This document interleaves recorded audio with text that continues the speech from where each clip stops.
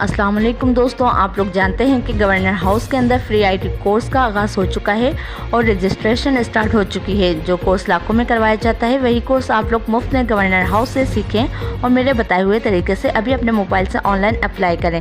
सबसे पहले आपको अपना नाम लिखना है, जैसे मेरा नाम किरण है, और उसके बाद फादर नेम लिखना है, और जैसे मेरे फादर का नाम इकबाल है।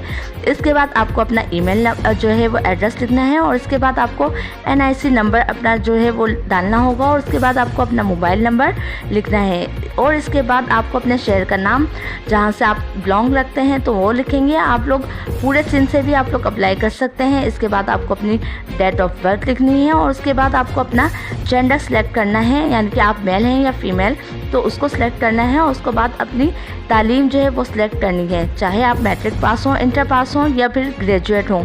और इसके बाद आपको फॉर्म सबमिट के बटन पर क्लिक कर देना है, और उस तरीके से आपको ऑनलाइन फॉर्म अप्लाई हो जाएगा, और मज़ीद जो भी प्रोसेस होगा उसकी आपको ईमेल मिल जाएगी। अभी जाएँ फ़ौरन मुफ्त अप्लाई करें, और वीडियो को लाइक और ग्लोब न्यूज़ उर्दू चैनल को सब्सक्राइब करना मत भूलें।